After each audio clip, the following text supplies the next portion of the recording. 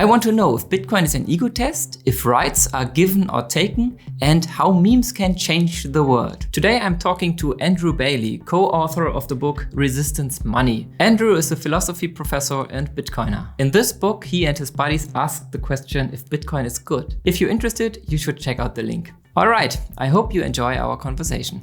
Hi Andrew, great to have you on the show. Thanks, Nico. A pleasure to be here with you. Thank you for having me. Bitcoin is hope, but what does it even mean? What's the importance of hope, and why is Bitcoin hope? Well, I think it's easy to find a lot of things wrong with the world. And it doesn't really matter where you are. If you're anything close to a normal person, you can probably rattle off a list of things that are wrong with the world. Broken institutions, rules that favor the wealthy or the already powerful in unfair or unjust ways, political situations that are messed up, that don't represent our interests, and that don't even work the way they're supposed to work. It's really easy to find lots of things that are messed up. And of course, Bitcoiners look to money and see something there that is especially messed up, fiat money, and the way that those institutions are run, commercial and central banks that manage our traditional fiat currencies. So if that's the perspective you come from, I think hope might be one of the most important virtues of mind to cultivate. It's a disposition to look for what's good and build towards what's good with some confidence that it'll happen. But it's not a virtue and it's not a good thing if it's not well founded. So I think one thing that Bitcoiners mean when they say that Bitcoin hope is that Bitcoin is an apt or rational foundation to build hope, a tool by which to build a better future, especially in that narrower realm of money and monetary institutions. So when I hear the phrase Bitcoin is hope, I don't think it literally, it's not an emotion. I think of it as one effective tool that can help us maintain hope in times where hope can be hard to find. Bitcoin changes you. It changes what you think and how you live. So is Bitcoin changing our character, or is it just helping us to free our real character, and which was suppressed before? You're pointing towards an important distinction between our preferences, might call that part of our character, and then our ability to execute those preferences. And tools are just the things by which we execute or achieve our preferences. And I think some Bitcoiners think of Bitcoin as not just a tool, but something that changes their actual preference structure. For example, stretching out our vision or what we care about temporally so that we care more about the future than we otherwise would have and no longer discount it. So-called time preference, where you assign a premium to goods sooner rather than later. Now, why would Bitcoin do that? I think one standard theory is that because it's a hard money in which you can save, you're not incentivized to dump it immediately to spend it, but instead you can save it for a rainy day, i.e. for the future. How far into the future? Well, as far as you can expect Bitcoin to last. So that's, I think, the psychological framing some Bitcoiners have when they think about Bitcoin and time preference. My own view here is a little more circumspect. I'm not totally sure that Bitcoin is actually changing our preferences. I think of it more as a tool that allows us to execute some of those preferences well. Now, some tools do change us. So calling it a tool or a tool only doesn't mean that it doesn't change us.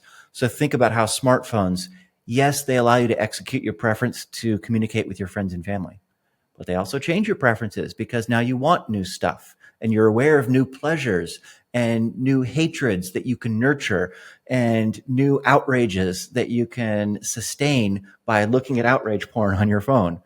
So I think of this as an open empirical question for psychologists to study which of these two, if any, is Bitcoin doing to us.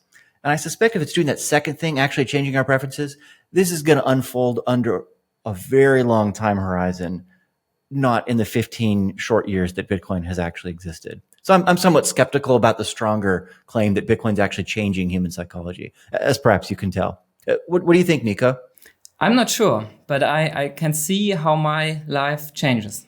No, one thing I've seen for many Bitcoiners of my generation, I turned 40 this year, so that's the place I'm coming from. A lot of people in my generation who've been around Bitcoin for a while were entering or fully within middle age. And there are changes that happen to you quite naturally in middle age anyways, as you leave your teens, your 20s, or even your 30s behind. you start to think about death and you start to think about the future more. I think that's quite natural. And so I think some Bitcoiners who are going through those kinds of changes might attribute it to Bitcoin when in fact it would have happened anyways without Bitcoin. They would have turned towards family building or turned towards the thought of legacy and just the future more generally. But if they're right what they say about Bitcoin, that it's an effective tool, it can still change behavior without changing preferences. So maybe that's the diagnosis we can make more firmly by looking at, does Bitcoin actually change your behavior once you've got some? Does it change the way you plan or think about the future? And all I can say there is that I know many people who think that it does. Now, those are anecdotes, but you probably know these people too. Nico, maybe you're one of them. Maybe I'm one of them. So I think that's initial evidence for at least the behavior change hypothesis. And this is something that I like to see psychologists study more rigorously myself. To date, they haven't, but I think it'd be great if they did. How would society then change if people are no longer stuck on the hamster wheel? Could this unleash the full potential of every one of us? So would it change the society, maybe? It could, and it could be both in ways good and bad. So you're pointing to some positive psychological effects on individuals if we have better tools by which to save. Now, Bitcoin has this feature because it has a fixed supply. You can save in Bitcoin, and you know that, let's say you've acquired 1% of Bitcoin supply of the total 21 million cap. That's never going to change, or highly unlikely to change. Maybe we can say more modestly. So that means that you have an incentive to save in Bitcoin instead of saving in some other way. There might be both good and bad consequences of doing that. So if you're saving Bitcoin, you are pumping up the market price of Bitcoin because you're taking Bitcoin off the market, so it's no longer for sale. So you're reducing available supply on order books. So that's to the benefit of anybody else who wants to sell Bitcoin. So you're benefiting them. And there's going to be some other second order effects too. Think about alternative ways of saving that you would not be engaging in. For example, buying stocks. You might think of having a stock portfolio as part of your overall saving strategy, but you're no longer doing that if you're allocating all of your savings to Bitcoin.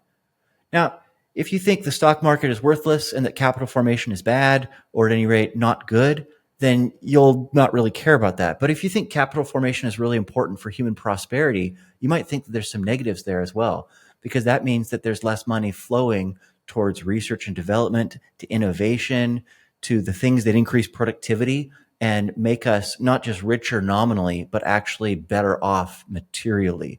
And my own view is that that comes from capital formation. It's when you invest resources to developing our natural skills and our resources, human and physical capital. That's what makes us better off long term. So one concern, or something that I would think about, at least when assessing this long term, is does significant allocation to Bitcoin as savings mean that there's allocations away from that? Now, I would actually suspect not. I think it would probably come out of things like bonds instead, rather than capital markets more directly, especially sovereign bonds and treasury bills. Those are far less likely to be good economically for long-term productivity growth. So maybe that's the story. If you want to tell a hopeful story about Bitcoin and savings, that's the one to go, is that Bitcoin eats into, people buy Bitcoin instead of buying treasury bills or instead of buying bonds from the European Central Bank or something, which would be much better than Bitcoin eating into people buying Apple stock or something like that. Yeah, great point. What's the danger of a digital panopticon where people are censoring themselves and not even think about it? I like the way you phrased this question, because it's not just about other people censoring us. It's about self-censorship. And I think we all know what that feels like. It's biting your tongue, not out of just wisdom, because maybe you haven't thought it through and so you should just listen. Okay, that's one good kind of biting your tongue. You just don't know what's up, so you need to listen. That's all fine and good. But sometimes we bite our tongue because we know we'll be punished for saying what we think is true, for saying what we think we have good evidence for. And that is dangerous, both to the individual, I think, and to society. It's dangerous to society because then there's information that's locked up in that individual's mind. It's not being shared. It's not being expressed. It's not being evaluated. So let's say you have this crazy idea that might just be true, and you need somebody else to bounce it off of, to test it with, to see if it's true or false, or to actually try inventing something. Is this a ridiculous perpetual motion machine, or is this a solution to our energy troubles? Sometimes you don't know until you try it, and you share your idea with an engineer and you build something together. If you're scared that you'll look dumb or that you'll be socially punished for sharing that idea, there's an invention that will never be tried, never be tested. So there's a kind of concrete toy case for how can harm society when we self-censor, is that ideas just aren't developed and tested and actually executed.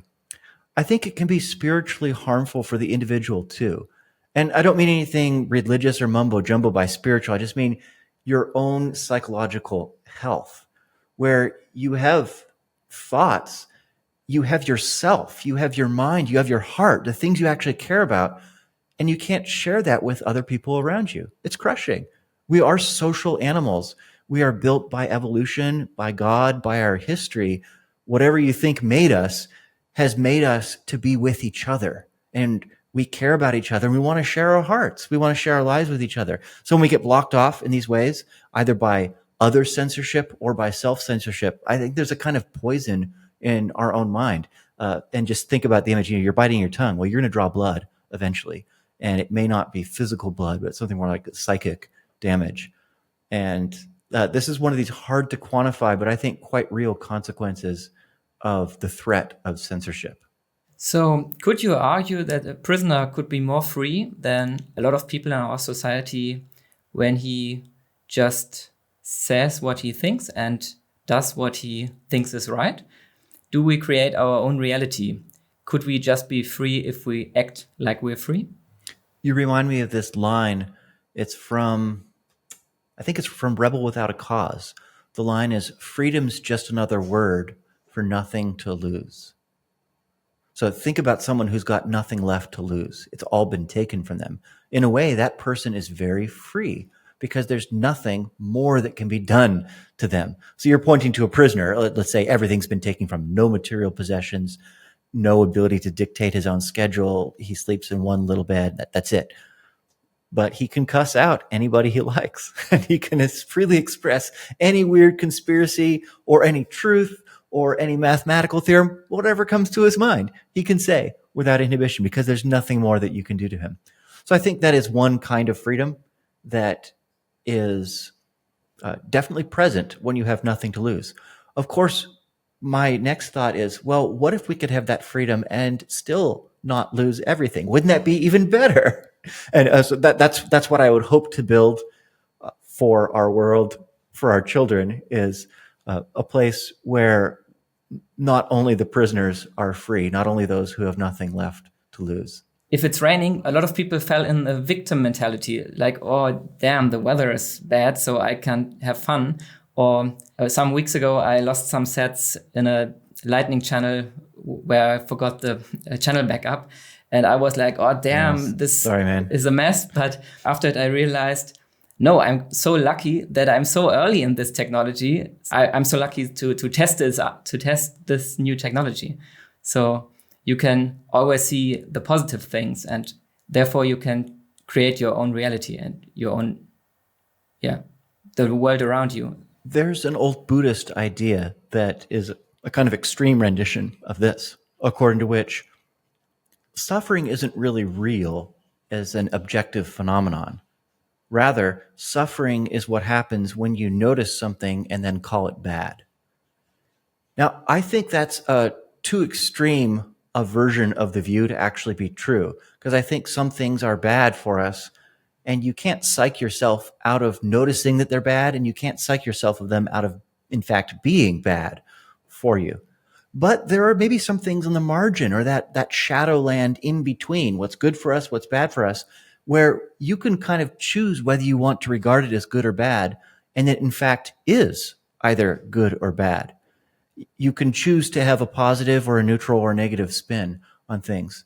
So I don't think we need to go full anti-realist and say, oh, we can make up everything in reality. Clearly some things we can't make up. If you don't have food, that is bad for you. And thinking, oh, this is good for me because I'm going to lose weight. No. Sometimes you just need food, and it would be good for you to have food, and it's bad that you don't. But maybe there's things in that penumbra, that little shadowland in the middle, where it's up to us. And there's another idea, not Buddhist, but rather Stoic idea, according to which it's really important when you're looking at that shadowland in between to notice the things that are not in your control. And once you've noticed that something is not in your control, that means you can't do anything about it. You let go. So don't think that it is a harm to you. Don't think that it's a benefit to you once it's out of once you've noticed that it's in the bucket of things that are out of your control. That might be one useful psychological tool here for building reality in ways that are favorable to our own flourishing, is just to learn how to let go of what is beyond our control. And you don't have to fully embrace this idea that it's all in our heads to say something like that. Is Bitcoin an ego test? Here's what I think Bitcoiners mean when they say that it is. And then let me maybe think out loud with you about what we think about that. I think if you've grown up with a world that's told you that you're smart and if you acquired credentials and reality has more or less behaved properly towards you, then you're served well by existing institutions. Things are okay. And so this disruptive technology, Bitcoin, comes along, which is premised on the idea that, no, we need to route around these institutions. Let's say banks and their partners, commercial and central banks and payment systems and all of this. And it can be quite natural for someone who has navigated the world well, who's been told that they're smart and they've gone to good universities and so on, to not really see that very easily. It's hard to see the need for Bitcoin because maybe you don't need it and maybe it's not actually for you. So here's one sense in which it's an ego test. You have to see past your own credentials and your own smartness and your own sense of your own smartness. And in a second way, it's an ego test because you have to see past your own place in the world, because maybe Bitcoin isn't for you. You need to think about the world from a position other than the one that you found yourself in. And that is an ego test as well, because it's a test of your ability to think beyond your own ego, your own self. So I think Bitcoin challenges us in both of those ways, or at least challenges some of us in those ways. I'm an academic, and even worse, a fiat academic myself. So I'm surrounded by smart people who think Bitcoin is absolutely nonsense.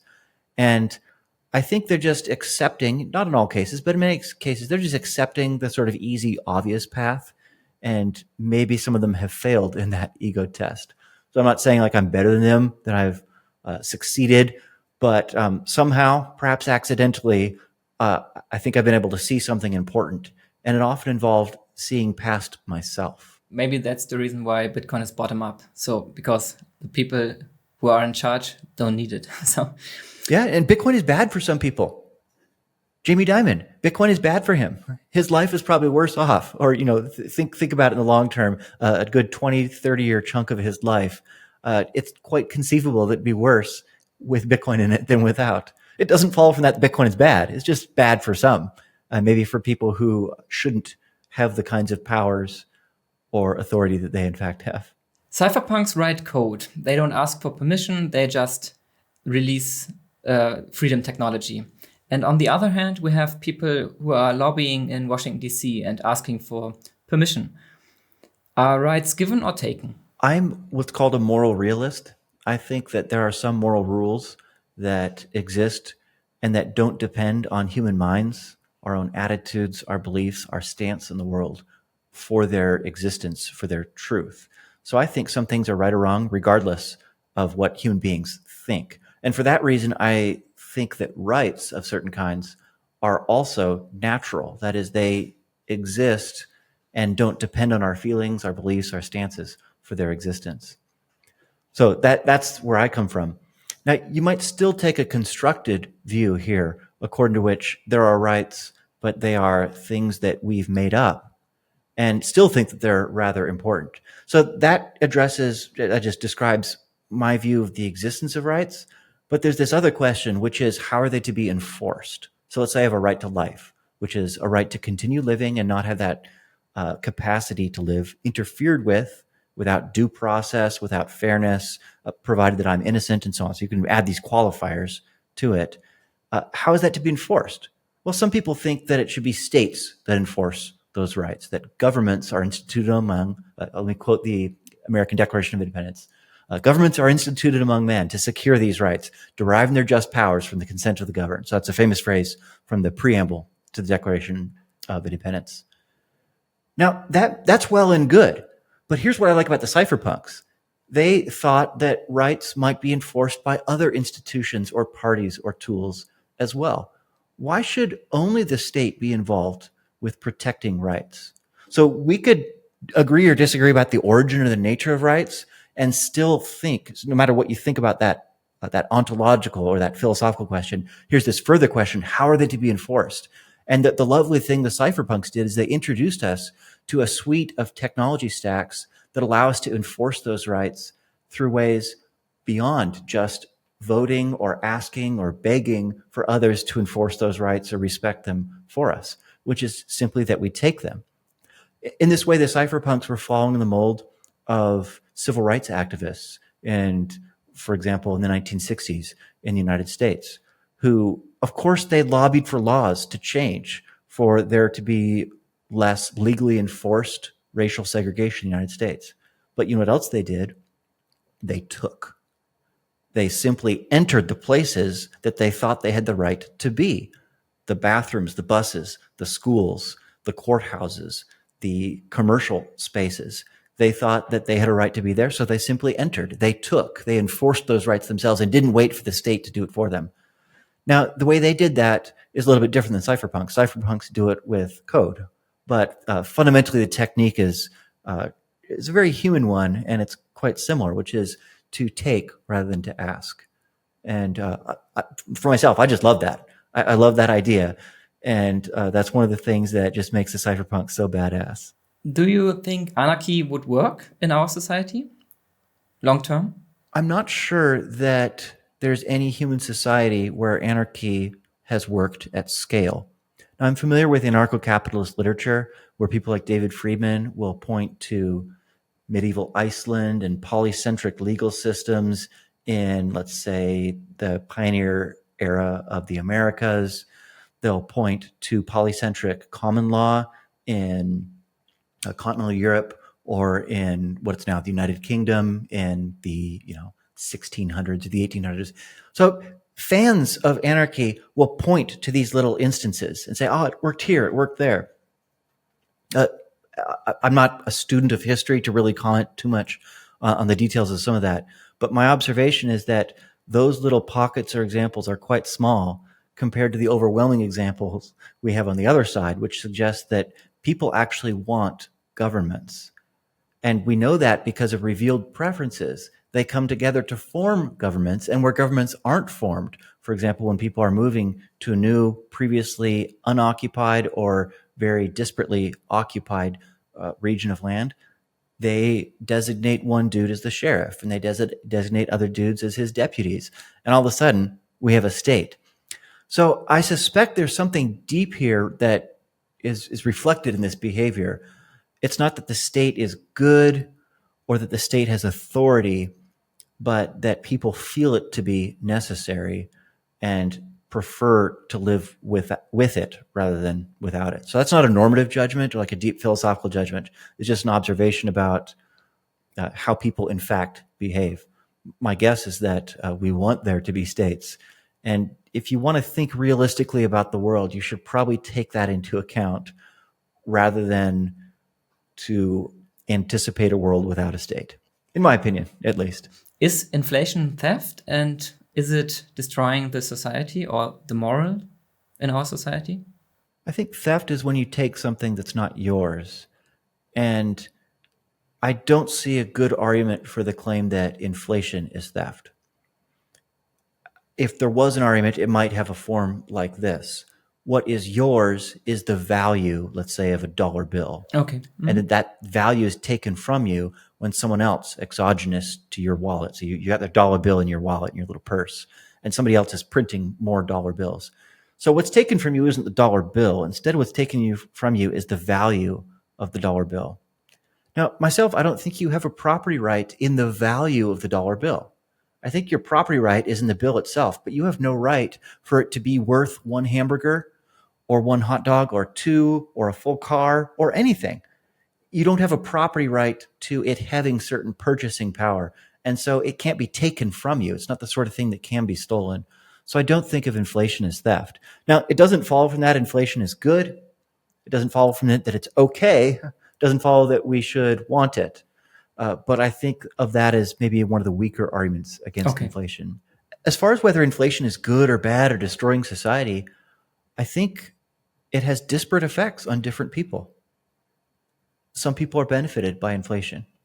If you owe a lot of money denominated in dollars, when dollars get cheaper to acquire and their purchasing power goes down and it's easier to get more of them, you are benefited greatly because it's easier to pay off your loan. And conversely, for the counterparty in that transaction, they're made worse off by inflation. So I suspect what it does is it redistributes wealth more than having some massive aggregate effect, except when it's in the, let's say, extreme zone, 10% a month, 50% a month, so-called hyperinflation. These things are actually quite dangerous for everybody because it destroys our ability to economically plan. And that just messes up everything. But more modest inflations, 2% per year, I don't think it's theft. And I don't think it's a total disaster. It's just a debt forgiveness program for the rich and a way to redistribute money around in a kind of hidden or secret way. And that might be bad, but it's not a society destroying thing, at least not in any short time horizon. I know a lot of Bitcoiners disagree with me about that. They think that even 2% is theft and that it's a total disaster. Yeah, but you're an academic, so it's okay for you to say that. I mean, that's my job, right? I add these little nuances that are super annoying, and yeah. In a free market with close to zero taxes or less taxes, would those in need be helped voluntarily by other? This is in part an empirical question. It's not something that you could totally predict just guessing. So maybe I think the responsible thing for me to do is to not try to guess about it. And I'm not quite sure what the empirical evidence is that we should look at when trying to evaluate it. One thing you might do is look to periods of time where taxation was lower than it was now and look to see if charity was higher. If it was, that might suggest that there's an inverse relationship between them and that as the one goes down, the other goes up. I am not familiar with that kind of evidence myself, so I couldn't speculate to that. Yeah, fair point. But, up through 1913, the United States didn't have an income tax. And as a portion of gross domestic product, the federal budget is just minuscule. Here's the thing you might look for. Well, was charity higher during that time? If that in fact is true, that gives us some evidence that lowering taxes might return charity to that higher stage, and that more or less these things trade off. I actually don't know if that's true. I would kind of guess that it is, but just a guess. Could we be right about the price appreciation and the rising Bitcoin price, but could we be wrong about Bitcoin as a freedom technology? Or is Bitcoin just valuable if it's freedom technology? I think we could be proven right by market price and nonetheless deeply disappointed by Bitcoin in just the way that you suggest, that first scenario. Here's a scenario in which that might unfold. Suppose that more and more Bitcoin is sucked into Bitcoin ETFs. So it's custodied by Coinbase, who custodies nearly all of the ETFs right now. So there's various ETFs, but they partner with Coinbase. So centralized holding. Now that by itself isn't a danger to Bitcoin because Bitcoin isn't a proof of stake system where the more you own, the more control you have over block production. So one concern I think we can safely set aside. But here's another one. Let's say that in order to make Bitcoin truly resistance money, a really good resistance technology, we would need a hard fork that will add privacy or add self-custody tools to enable them to scale at the base layer so that everybody can take self-custody of your Bitcoin. Now, here's the thing. When you've got a central party, one party that owns a lot of Bitcoin, in the case of a contentious hard fork, they can choose to sell one side of it. And knowing that they're likely to do so will induce everybody else to just pile in, and the other side of the hard fork, basically everybody will just sell it off, or it won't even happen. The hard fork won't even occur. Now, that will have this consequence. Bitcoin became less freedom technology-ish and more compliant. And it might still have pumponomics, the fundamental properties that make people want to buy it, and the supply cap keeps supply under control. So price continues to go up as demand goes up. So the Bitcoiners all get rich, and BlackRock gets their fees off the top, and Coinbase gets a little fee for taking custody. They're all fat and happy, and yet we have worse privacy or worse scaling ability at the base layer for individuals to take self-custody. So there's a scenario in which these two properties come apart, the pumpamentals and the fundamentals. I think that's, I wouldn't gonna say realistic or likely, but it's quite possible given where we are now. A lot of freedom fighters, Bitcoin freedom fighter today, maybe just call it a day and go in the citadel and let the world burn behind them. And the other part of the world is going into full dictatorship or something like that. Yeah, so maybe we could compound the effect. The Bitcoiners get fat and happy, and then they sell some for fiat and retire, and they stop caring, which would just compound, because then there's the OGs who might be fighting for base layer scaling or privacy or self-custody tools. They're no longer even around. They've retired. They're good. They're done. So that could compound the danger to Bitcoin's ability to serve as resistance money in this kind of scenario. Do you think Bitcoin is fairly distributed? Was the distribution of Bitcoin fair? The word fair is sort of slippery in contexts like this. I'm never totally sure what it means. Here's one constraint I think that we can say has been respected. Let's call this an entitlement constraint. So, and then we can look at two cases. First, there's the base case, and there's iterations from it. So entitlement constraint is just that you don't get Bitcoin unless you're entitled to it, unless you've done something to make it yours. So look at the base case. This is mining. There's one and only one way to get new Bitcoin. It's to do work for it. So I think that satisfies an entitlement constraint there. You've done the thing that entitles you to that Bitcoin. And then what would make it that the rest of the distribution is also following that constraint? It's that no Bitcoin has been taken from somebody in some way that violates entitlement. So for example, it was only voluntarily given or voluntarily traded with someone who was also choosing to accept the other side of that bargain. So if those two constraints are followed, then I think you have a case.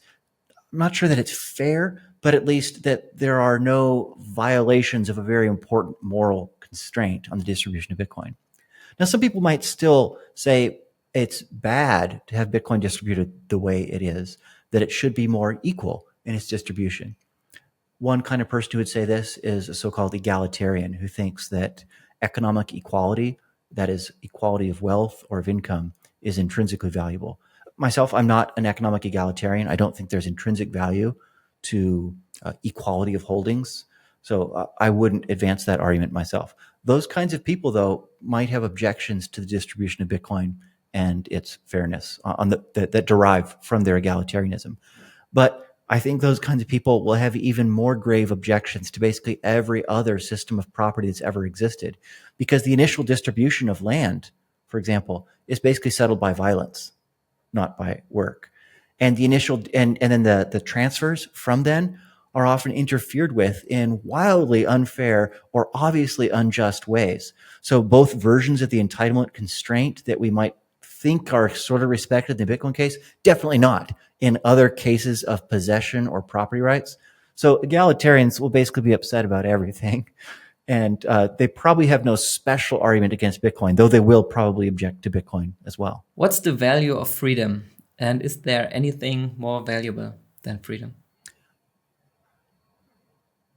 I'm tempted to actually, I have opinions about that first question. I think freedom is deeply valuable, but instead of trying to argue that it is, give reasons, I might just point to an important book about this. It's John Stuart Mill's On Liberty.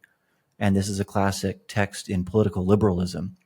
Several of the chapters, basically chapters 1 through 3, are about why liberty is valuable.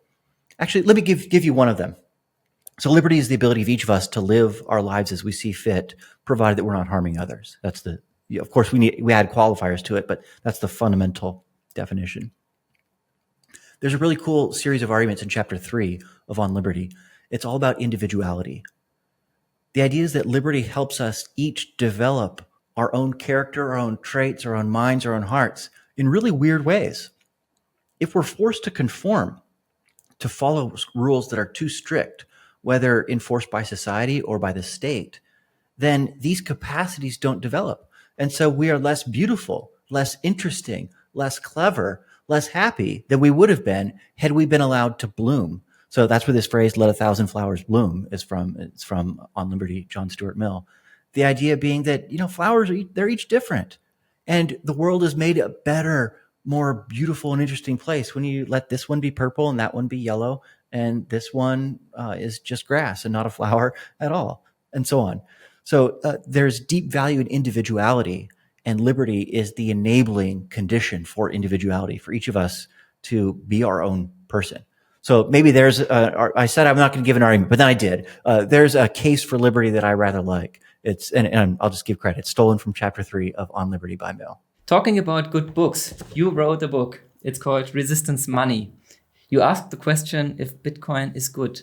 Is Bitcoin good or bad for humanity? Let me first say that I didn't write the book alone. There's also Brad Rettler and Craigh Warmke, and they're both terrific thinkers and speakers about Bitcoin. Anybody listening to this should go follow them on Twitter or on Nostr and take a look at what they're up to.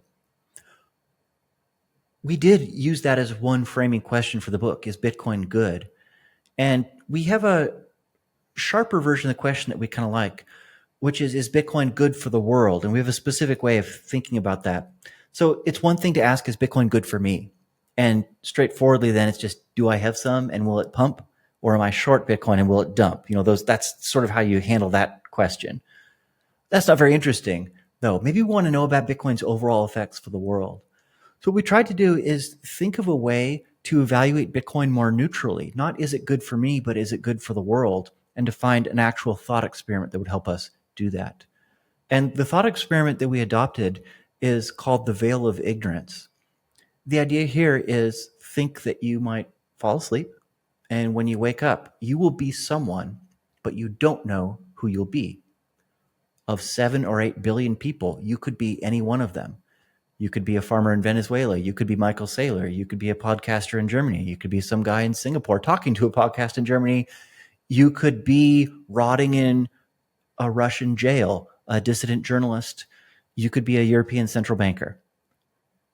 Okay, now, keep in mind everything you know about the world, everything you know about Bitcoin, and ask this question. If I didn't know who I'd be, would I want Bitcoin to be in the world when I woke up or not? And this has this neutralizing effect on us, because then we're not thinking, is Bitcoin good for me? And we're actually not thinking about, is Bitcoin good for her or for him? We got to think about everybody and kind of assign a risk weighting based on how likely it is we'll be in circumstances like his or like hers. So we think, well, how many Venezuelan farmers are there? The people who are really screwed by local inflation, who need Bitcoin as a digital payments technology in which to save their precious value. Okay, if there's a lot of them, that puts sort of weight on the scale that I would want there to be some Bitcoin. And of course, there's Christine Lagarde, who's president of the European Central Bank. Maybe she's harmed by Bitcoin. I could be her. I have a 1 in 7.5 billion chance of being her. So that, that's some weight against Bitcoin. But you got to weigh these things against each other.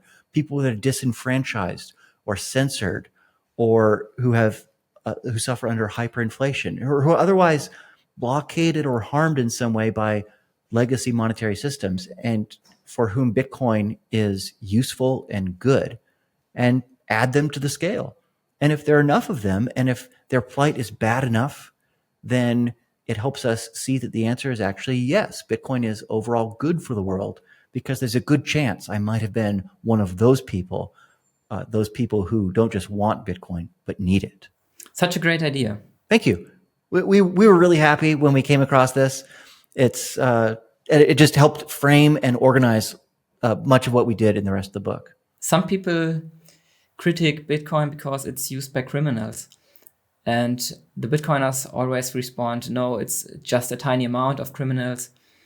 Fair, but is it even important? Is there a balance where you could argue for or against Bitcoin? Let's say if 10% of all the transactions would be used by criminal activity.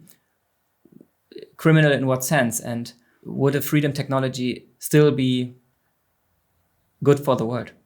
I love this question, and I'll just quote the first line of our book as the first pass response to it. The first sentence of our book is Bitcoin is for criminals. We embrace this aspect of Bitcoin. And maybe the first thing to notice when thinking about Bitcoin and criminals is that there are both good and bad criminals. Alexei Navalny, dissident journalist and opposition politician in Russia, was a criminal convicted of crime and thrown into jail more than once. He died in Putin's jails, in fact. But he was a convicted criminal. And he used Bitcoin for something like 5 or 6 years to sustain his operation because he could receive donations and make payments despite the fact that he'd been blocked from access to local banks. So Bitcoin is for criminals. Bitcoin is for Alexei Navalny. There are women who are blocked by local rules of having access to bank accounts. Only their husbands can do so, or other men in their lives. If they access digital payments, they are criminals. Bitcoin is for them. Bitcoin is for Edward Snowden, who, though he wasn't convicted of a crime, has long been sought by American authorities who want to convict him of a crime. So we might as well call him a criminal. He's used Bitcoin as well. Many others. So looking at cases like that helps us to see clearly that just saying it's for criminals alone doesn't actually tell us much. We need to know, is it being used more by good criminals or bad criminals?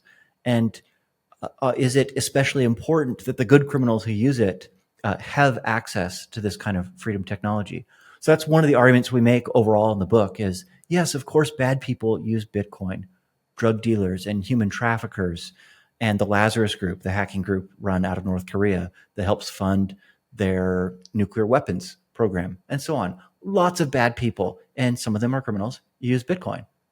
Lots of good people use Bitcoin too. And we think the balance of evidence shows that it's more the good than the bad as a matter of empirical fact. And that should make us rejoice that there is Bitcoin in the world, despite the fact that some people use it for bad.